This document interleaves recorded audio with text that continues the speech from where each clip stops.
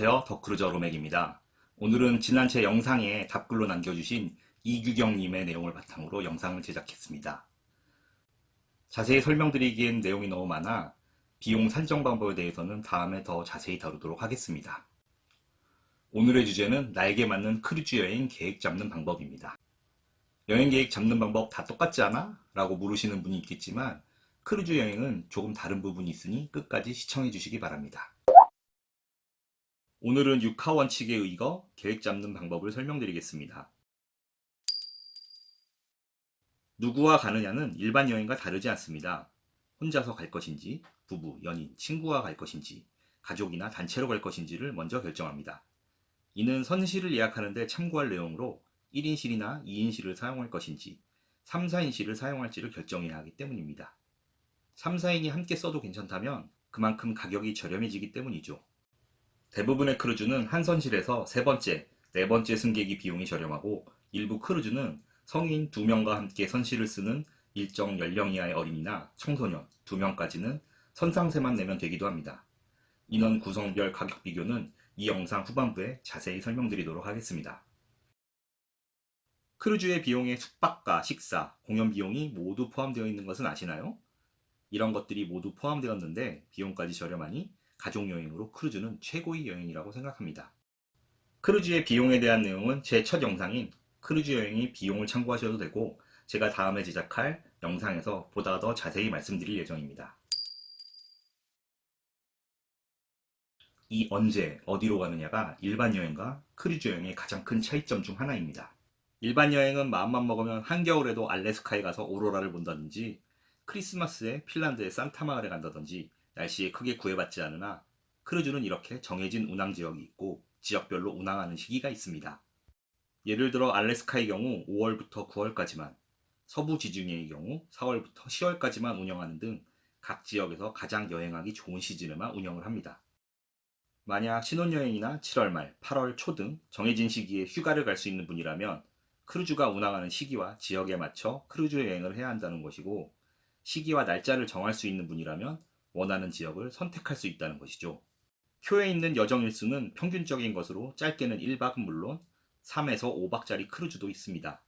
저는 이번 세계 일주에서 호주의 브리즈번을 떠나 시드니에 도착하는 2박 크루즈를 이용했었고 유럽이나 바하마, 동남아시아에도 3에서 5박 정도의 단기 크루즈가 있으니 참고 바랍니다. 크루즈 비용은 지역별 성수기에서 비수기로 갈수록 가격이 줄어듭니다. 예를 들어 지중해의 경우 비수기에 여행을 하면 피크 시즌보다 훨씬 저렴한 가격으로 여행을 즐길 수 있습니다. 표에 있는 해양 횡단은 리포지셔닝이라고도 하는데 대부분 성수기가 지나 비수기를 마치고 성수기를 맞이하는 지역으로 이동하는 크루즈를 의미합니다. 이 리포지셔닝 크루즈를 이용하면 조금 더 저렴한 가격에 크루즈 여행을 즐길 수 있습니다. 또한 같은 지역 내에서 출발과 도착이 다른 모항을 운항하는 크루즈가 있습니다. 이 역시 상당수의 크루즈가 출도착이 같은 모항을 운항하는 크루즈보다 가격적 메리트가 있으니 참고 바랍니다.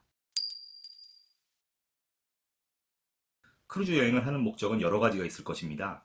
크루즈를 경험해보고 싶어서, 자연 경관을 즐기고 싶어서, 휴양을 하고 싶어서, 역사적인 장소에 가고 싶어서, 스포츠를 즐기고 싶어서 등 개인별로 목적은 다 다를 것입니다. 저 같은 경우 이번 세계 일주에서 전년도에 갔던 발트해 크루즈 여행을 다시 했는데 러시아 월드컵을 직관하기 위해서였습니다. 러시아 월드컵 준결승이 열리는 상트페테르부르크에서 1박을 정박하는 크루즈선을 찾아 예약을 했는데 아쉽게도 월드컵 티켓을 구매하지 못해 월드컵 경기장이 보이는 크루즈선의 뷔페 식당에서 티보이로 시청했던 아픈 기억이 있습니다. 아무튼 이러한 목적을 바탕으로 크루즈를 선택해야 하는데 크루즈 선사의 기항지를 보면 여행을 조금 해봤다는 저도 크루즈를 처음 접했을 땐 생전 듣지도 보지도 못한 지명이 참 많았습니다.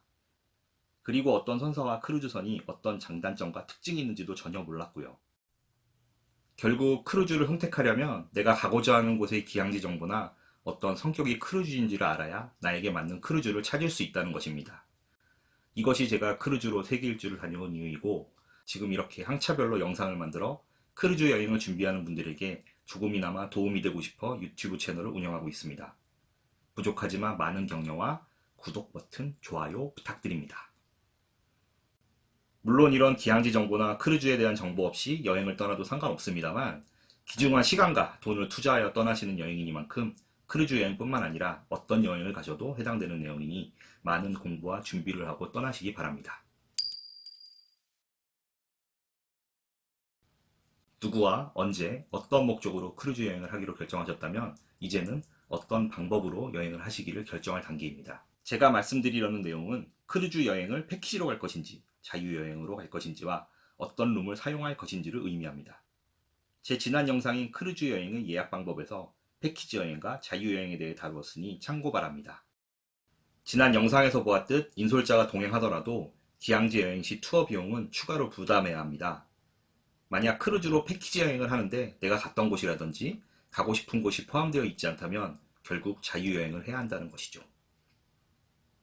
이제 크루즈로 자유여행을 하는 방법을 개념적으로 설명드리겠습니다. 크루즈는 항구라는 지정된 곳에서 출도착을 하고 항구가 어디에 위치하느냐에 따라 이곳의 교통 환경이 어떠냐에 따라 여행 방법이 달라지게 됩니다. 크루즈 선사의 기항지 투어를 할지 도착지의 현지 투어를 이용할지 대중교통이나 도보로 여행을 할지 등을 상황에 맞춰 결정해야 한다는 것이죠. 이는 전체 여행 비용에서 중요한 요소로 저는 크루즈 여행을 할 때 이 세 가지 방법을 상황에 맞춰 적절히 섞어서 이용합니다. 왜 이것이 중요할까요? 크루즈는 기항 시간이 정해져 있는 여행이기 때문입니다. 1박 이상의 오버나이트로 도시를 충분히 즐길 수 있는 일정도 있지만 대부분의 크루즈는 보통 6시간에서 12시간 정도 한 도시에서 머물다 다음 도시로 이동합니다. 길다면 길고 짧다면 짧은 시간이기에 효과적인 여행을 하려면 여행 계획을 잘 세우던지 기항지에 오래 머무는 크루즈를 선택해야 한다는 것이죠. 크루즈 라이프를 더 즐기고 싶으시다면 기항지에 내리지 않고 크루즈에 머물러도 상관없지만 기항지에 정박해 있는 시간엔 카지노, 공연, 쇼핑, 이벤트 등 크루즈 내 시설들을 이용하는 데 제약이 있거나 축소되어 운영됩니다. 이렇게 크루즈 라이프를 더 즐기고 싶으신 분들은 기항지 체류 시간이 짧거나 C데이가 많은 일정의 크루즈를 선택하는 것을 선호하겠죠. 이렇게 개인의 취향에 따라 크루즈를 선택하는 것이 달라집니다.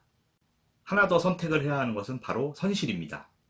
비용이 싼 인사이드 객실을 사용할 것인지 발코니가 있는 객실을 사용할 것인지 돈을 더 주고서라도 스위트 객실을 사용할 것인지를 결정해야 합니다. 또한 여러 명이 여행할 경우 한 객실에 2명이 사용할 것인지 3명이나 4명이 사용할 것인지에 따라 비용의 차이가 많이 발생하게 됩니다. 3월에 지중해 크루즈 여행을 하는 1인, 2인, 성인 4인, 성인 2인과 소인 2인의 크루즈 비용을 비교해 보겠습니다. 더 자세한 설명을 위해 크루즈 선사 2개를 모두 비교하겠습니다. 먼저 코스타 디아데마호의 3월 3일 출발 인사이드 객실의 비용을 비교해 보겠습니다. 1인은 855달러, 2인은 1109달러, 성인 4인 1실은 1917달러, 성인 2인, 어린이 2인은 1711달러라는 것을 볼 수 있습니다.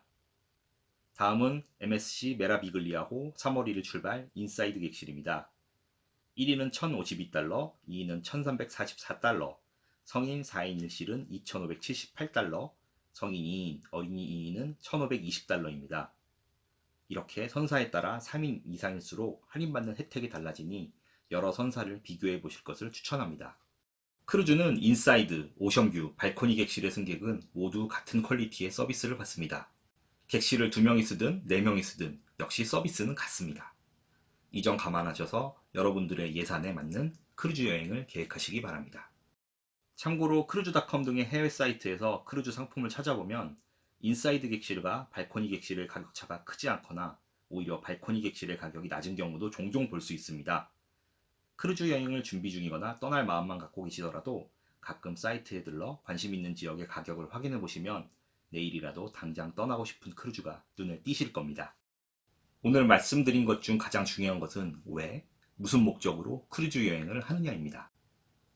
기항지 투어까지 포함된 패키지 여행을 떠나신다면 상관없지만 자유여행을 계획하고 있는 분이시라면 제한된 시간 안에 더 효과적인 여행을 하기 위해서 어디를 어떻게 갈 것인지, 무엇을 어떻게 할 것인지에 대해서 더 많은 공부를 하셔야 합니다. 저는 여러분들의 이런 생각에 도움을 드릴 영상을 만들어 여러분들이 여행을 계획하시고 실행하는 데 있어 조금이라도 도움이 될 수 있도록 노력하겠습니다. 다음 영상은 나에게 맞는 비용 산정 방법에 대해서 말씀드리겠습니다.